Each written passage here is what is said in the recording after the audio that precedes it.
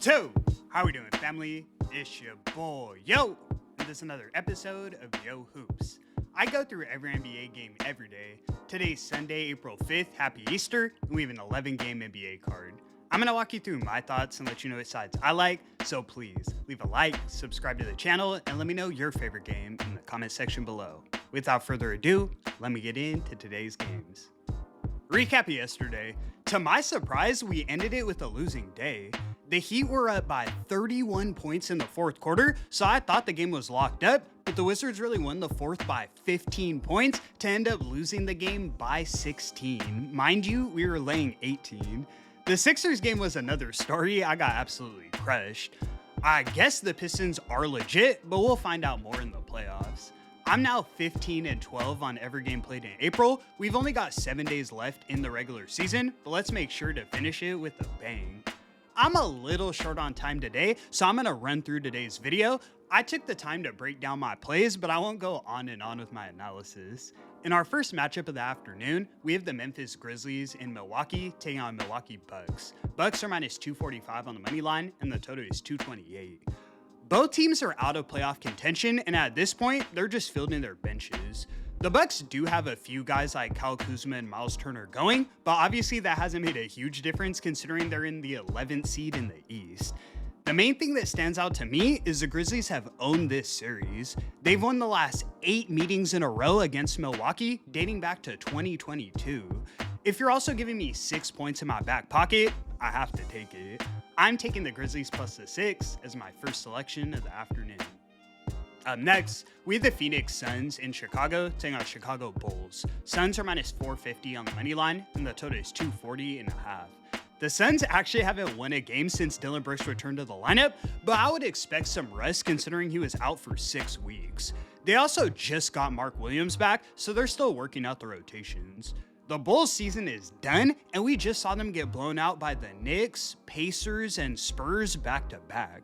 Chicago did win the last meeting against the Suns on March 5th, but Colin Sexton and Trey Jones combined for 51 points, which I don't see happening again, and the Suns were still playing banged up.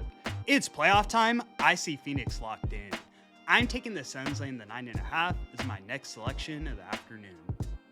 Up next, we have the Toronto Raptors in Boston taking on Boston Celtics. Celtics are minus 440 on the money line, and the total is 220.5. The Raptors are lucky the Sixers dropped the game last night because that pushed them back into the 6th seed in the East. They need every win they can get. Problem is, this is a bad matchup tonight. Emmanuel Quickley is still rolled out, so you've got no point guard in Boston against the Celtics at full strength. The Raptors' biggest advantage is their size, so Jason Tatum playing in this one definitely gives Boston that extra edge. I'm taking the Celtics laying the 9.5 as my next selection of the afternoon. In our next matchup, we have the Washington Wizards in Brooklyn taking on Brooklyn Nets. Nets are minus 165 on the money line, and the total is 231.5. The Wizards come into this one on the second leg of a back-to-back, flying from Miami to Brooklyn. They somehow found a way to get a cover last night, but their only motivation is to lose this one. DC currently has the worst record in the league, so if they lose out, they'll have the best odds at next year's #1 pick. Both teams are sitting a handful of guys, so rather than taking a side, I'm looking at the total. Plain and simple, there aren't enough scorers on the floor.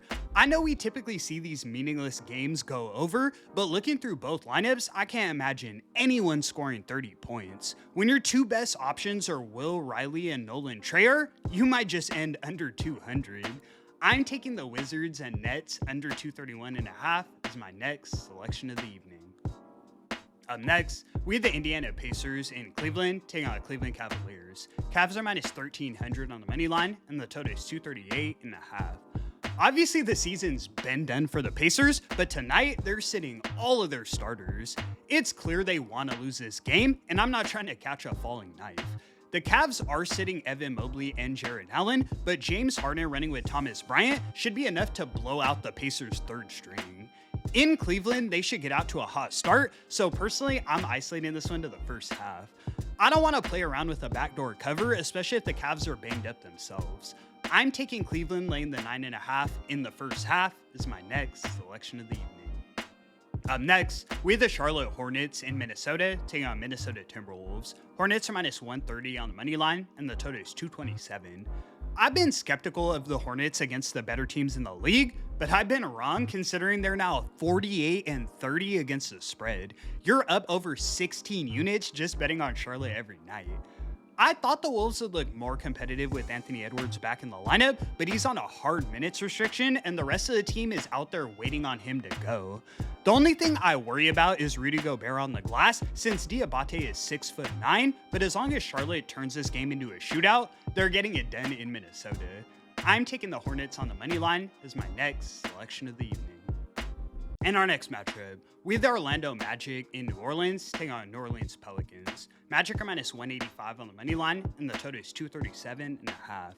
I know the Pels have looked competitive in spots, but that game on Friday against the Kings was pretty telling.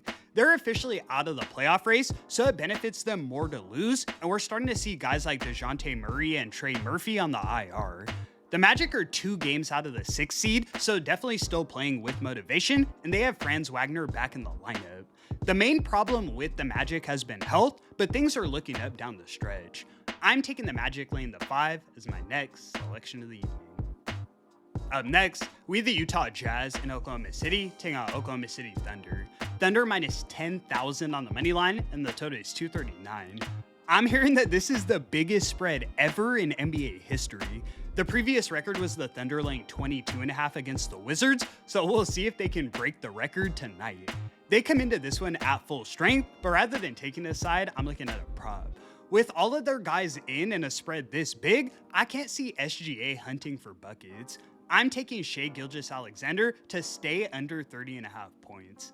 It's set this high because he does need to solidify his MVP case, but I doubt that means forcing buckets in a blowout like Bam Adebayo.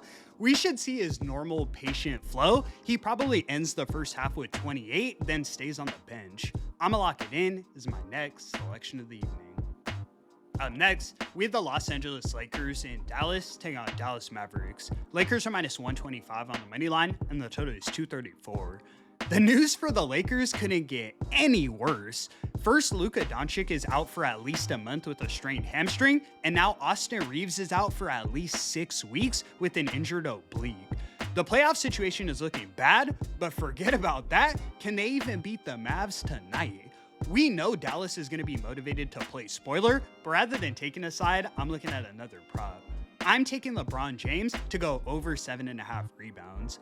Obviously, his minutes are going to go up, so that's a given, but you have to consider Luka averages 8 rebounds. DeAndre Ayton isn't necessarily a glass cleaner, so the double-double is easily in play for LeBron. He's taken more of a backseat this year, as we would expect at 41 years old, but the Lakers need him tonight. I'ma lock it in as my next selection of the evening. In our next matchup, we have the LA Clippers in Sacramento taking out Sacramento Kings. Clippers are minus 700 on the money line, and the total is 228.5. Something doesn't sit right with me about this line. All of the other favorites are out here laying 17 plus, but the Clippers are down to 12 against the Kings with all the money on LA. I would imagine the Clippers should blow out the tanking Kings, but Sacramento does come into this one on a 2-game winning streak.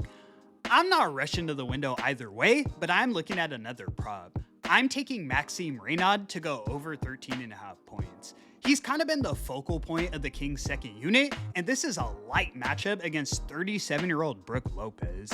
He dropped 28 on Friday against the Pelicans. I don't think 14 is a big ask here. I'm gonna lock it in as my next selection of the evening. Up next, we have the Houston Rockets in Golden State taking out Golden State Warriors. Rockets are minus 160 on the money line, and the total is 226. At first glance, I was a little surprised to see the Warriors as this short of dogs here, but it made more sense when I realized Steph Curry has been upgraded to questionable. I would expect some rest, but they definitely have a shot in any game with Steph playing. The Rockets have been one of the worst teams in the league against the spread all season, so I'm definitely nervous laying points on the road in any situation. Rather than taking a side though, I'm looking at another prop. I'm taking Kristaps Porzingis to go over 5.5 rebounds. He's not really a glass cleaning big, but he's the Warriors' only available center against one of the taller teams in the league. The Rockets have a bunch of guys who live on the glass, but Porzingis will be the tallest guy out there. I'm thinking we see somewhat of a competitive game, and in that case, he should be able to grab 6. I'ma lock it in as my last and final selection. And that's going to conclude today's video. Thank you so much for tuning in, guys. 15 and 12 to start April. Let's finish the season with a bang. Happy Easter to everyone. Make sure to spend some time with family, and no, I'm sending blessings your way. I appreciate all the support so much. I do this every day for free, so please leave a like and subscribe to the channel. It's your boy, Yo! And until the next one, I'ma catch y'all. Peace.